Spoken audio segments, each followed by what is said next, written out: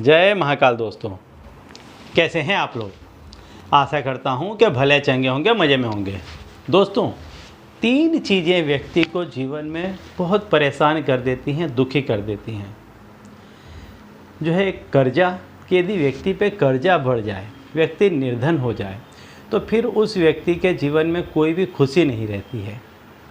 दूसरा है शारीरिक तकलीफ़, यदि कोई बीमारी आ जाए, व्यक्ति के शरीर में यदि कोई बीमारी आ जाती है, तो ऐसा व्यक्ति फिर उसके पास में चाहे कितना ही धन क्यों न हो, सोना चांदी से घर भरा पड़ा क्यों न हो, लेकिन जब व्यक्ति उसको भोग नहीं पाता है तो उसे बहुत तकलीफ़ होती है। और तीसरा है कई प्रकार के कष्ट, जैसे कोई मुकदमे हो गए या किसी का जवान लड़का गुजर गया, लड़के भाग गए या काबू में नहीं हैं।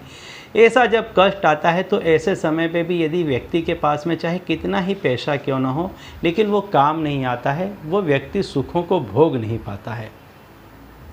पूरी ज़िंदगी यदि ये 3 में से कोई भी एक कष्ट किसी भी व्यक्ति को लग जाता है, तो ऐसा जो कष्ट है वो दीमक के जैसे व्यक्ति को अंदर ही अंदर खाने लग जाता है, ख़त्म करने लग जाता है। तो इन तीनों कष्टों के निवारण के लिए एक उपाय मैं आज आपको बताने वाला हूं कि ये उपाय यदि आप करते हैं, तो यदि इन 3 में से कोई भी कष्ट हैं या ये तीनों कष्ट एक साथ आपके जीवन में आए हैं, तो यकीन मानिए कि ये उपाय करने से ये सारे ही कष्ट आपके जीवन से चले जाएंगे और आप जीवन के जो सुख है उसको भोग पाएंगे।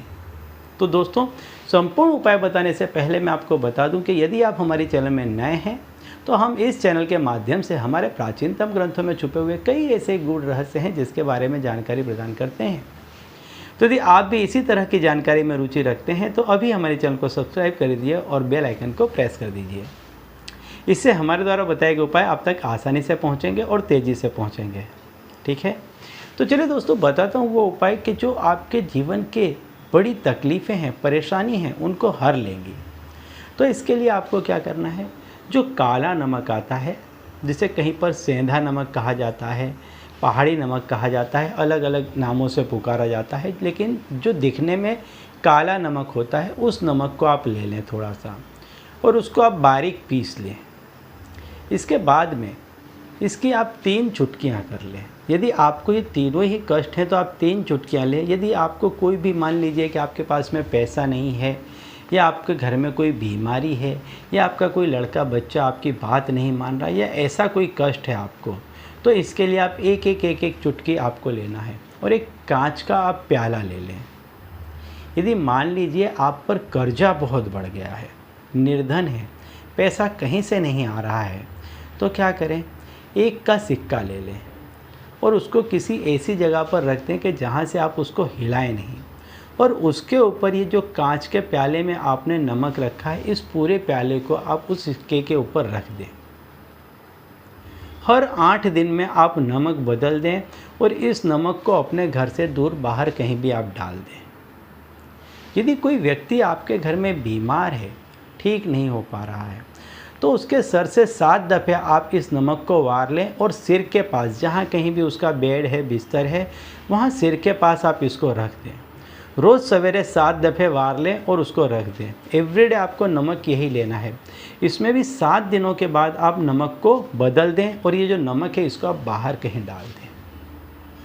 यदि आपके लड़के बच्चे हैं, कोई बात नहीं मान रहे हैं, ऐसा कोई व्यक्ति है कि जो आपसे रूठ करके दूर चला गया है, आपके पास नहीं आ रहा है और वो आपसे मिल नहीं पाता है, आप, ऐसा नहीं है कि आप उसे कहेंगे और आपका उपाय मान लेगा, तो ऐसे व्यक्ति की आप तस्वीर ले लें, हो सके तो पूरी तस्वीर लें और उस तस्वीर पे से भी आप इसको 7 दफ़े वार लें और तस्वीर को नीचे रख कर के ये जो पात्र है, कांच का पात्र जिसमें आपने नमक लिया है, उसके ऊपर रख दें। 7 दिन के बाद इस नमक को भी आप बदल दें। 21 दिन तक आप इस क्रिया को करें, 7 इस तरह से 21 दिन तक इस क्रिया को करें। समस्या ज़्यादा बड़ी है तो आप इसको डबल कर सकते हैं, 42 दिन तक करें, लेकिन कितनी भी बड़ी समस्या होगी, 42 दिन के अंदर अंदर आपकी वो समस्या ख़त्म हो जाएगी। यदि कर्जा है तो निपट जाएगा, बीमारी है तो ख़त्म हो जाएगी। कोई व्यक्ति ऐसा है कि जो बात नहीं मान रहा है या गलत रास्ते चढ़ गया है, सुन ही नहीं रहा है, तो उस पर भी आप ये उपाय आजमाएंगे तो आपको बहुत अच्छा फल देखने को मिलेगा। ठीक है। तो चलिए दोस्तों, अब इसी उपाय के साथ मुझे दीजिए विदा और आप लोग देखते रहिए दिव्य प्रकाश और अपने जीवन में लाभान्वित होते रहिए। धन्यवाद।